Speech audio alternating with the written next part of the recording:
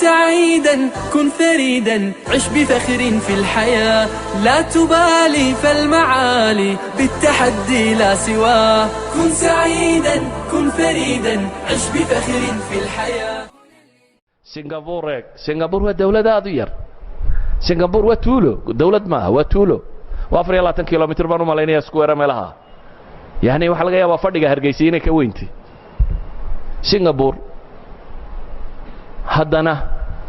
tuulada yar inta leg 2000 oo baa ku yaalan rajaynaya haddaan daakiradu qaldan 2000 oo institute oo farsamo laga barta ku yaala shirkadka reer galbeedka Ingiriiska qura 600 oo shirkadood kaga taala waa madaxweynahooda yar ra'iisul wasaarahoodu ma ninka labaad ee dunida ugu lacag badan ee mushahar qaata waxaan u maleynayaa madaxweynayaasha dunida tirada badan la nusbu ka lacag badan yihiin ra'iisul wasaarahoodu wadankan yar cidii sameeynaysa wuxuu lahaa markuu bilaabayay dhul sabqa baa la iga tagay buu leeyahay dhul meel yar oo biyo fadhiisana soomad oogid ciidda dhulka lagu dhiso dhulkooda ciid ma la soo oogid bal adigu wadan qiyaas aan ciidda dhulka lagu daara lagu dhistana lahayn dabada ka soo dhoofsada ciidda daara lagu dhista cabaarad baa looga soo qaadaa maxay Malaysia siisa biya lacabana Malaysia siisa yani muqawamaat alxayaat ma yaaliin haddana Singapore maanta waxay ka mid tahay maxay dunida dhaqaalaheedu tagay horumar technology-geedu tagay bay ka mid tahay hal odayo maalin dhaweyd dhintay ayaa u kacay oo xadkaasi soo gaarsiiyay Korea Januubiga ma ilaahay bay rumaysantay waxba ma rumaysana Japan 150 sano ka hor waxay ka mid ahayd feudal systemkii beeraley waxba haysanin bal aan qisaydin soo naqliyo oo siharo nin la yiraahdo Dr. Tawfiq Alwaaci ayaa xikaayada soo naqliya inkastoo dadka aan baadhaan hore u helin magaca kan laakiin waa nin say sheegayaan Samura family-ga Samura family-gu waa middle class-ka qabaa'ilka kamida ee Japan waa qabaa'ilkii xaashiyada boqortooyada ku dhawaan jirtay ciidamada ahaan jiray Japan ilaa 150 sanadood buu cilaaqaad la lahaa wadankan Jarmalka la yiraahdo inta badanna saaxiibay hayeen yaro dagaalkii labaad buu xagga Ingiriiska Japan ku yara raaceen waxoogaa dagaalkii koowaad baan leeyahay waxoogaa dagaalka koowaad iyo gagaarkiisii ayay Japanisku xagga Ingiriiska mareen laakiin inta kale Jarmalkay saaxiib ahaan jireen dagaalkii u dambeeyayna la wada jabiyay waxay isku dayday Japan arday bay diratay la rabo inay wax ku soo bartaan wadankaasi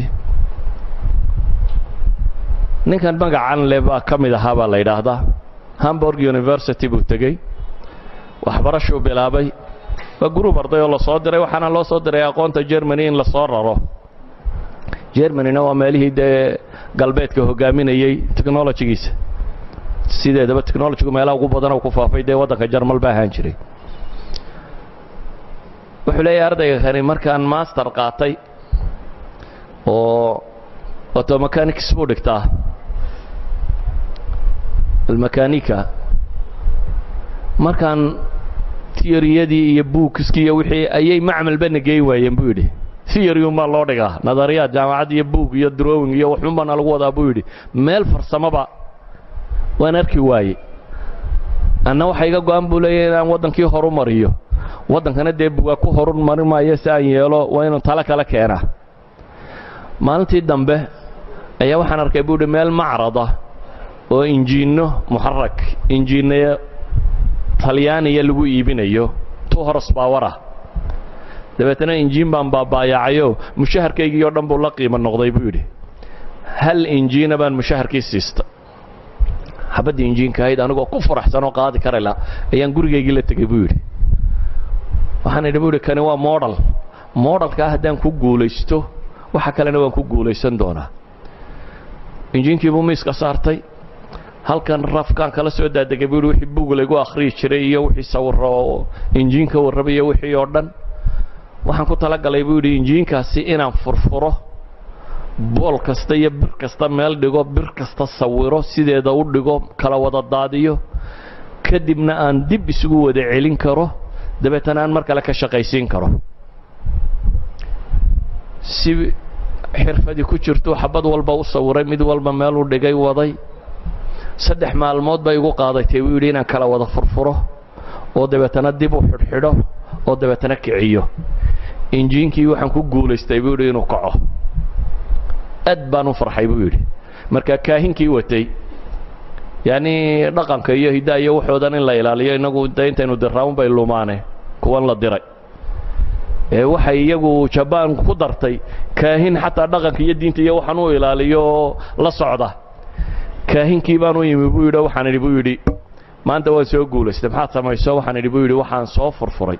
hal injiina baan intaan midmid u kala tuuray oo meelaha dhigay ayaan dib u farsameeyay dabeetana dib baan u xidho waan ka shaqaysiyay shaqaadu fiican baad qabatay buu yiri laakiin waan ku tijaabinayaa injiin mu'attal oo kharibmay baan ku keenayaa buu yiri ka haddaad ka shaqaysiiso markaas aynu wada hadlaynaa oo baxay buu yiri injiin kale uu keenay oo qariban furfurkaas buu yiri waxa xun soo saar oo dabeetana samee injiinkii baan sawiray waa kala wada dhigdhigay midba meel baan dhigay 3 birood oo cunmay oo dhibaato gaadhay baan ka soo dhaxalay buu yiri 3 birood baan dubbe iyo mubaradka fortune inta tagay birta marna la qaboojiyo marna la tumo ayaan soo tuntay buu yiri 3 birood baan soo tuntay oo kuwiyo kala ah ayaan soo sameeyay buu yiri dabeetana dib baan u xidhxidhay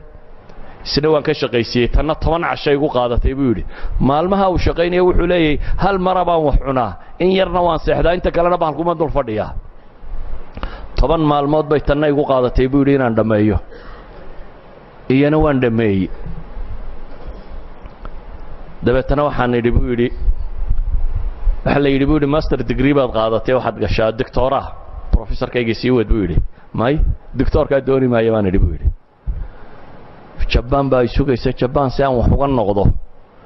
injiinkan hadda gartay sida la isugu xidhxidhay birtiisa waa inaan samayn karaa birtiisa saan u samayn karana waa inaan warshadaha birta dhalaaliyo tagaa kuwaana wax la isku ma barayo shaqaale ka noqo xamaal baan bilaabay buu yiri ka shaqeeya warshadahan birta warshadahan lagu dhalaaliyo ironka aluminumka biraha warshadahan dhalaaliya ayuu xamaalnimo ka bilaabay inuu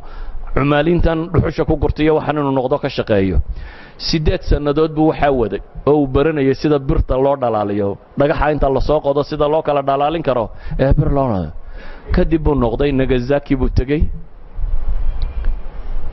boqorka maqlay ninkan iyo arrimuhu wado 5,000 pound buu soo diray buu yiri boqorkii Japan oo leeyahay waxaad u baahantahay qalab soo siiso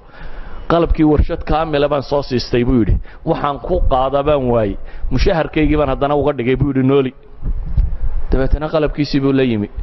Japan markaan imi baa la yiri buu yiri boqorka raba inuu ku soo dhaweeyo ku yimaada may boqorka arki maayo buu anigoo aan qalab sidin muharrakaat anigoo sida mooyaane iima cuntanta wali in boqor soo dhaweeyo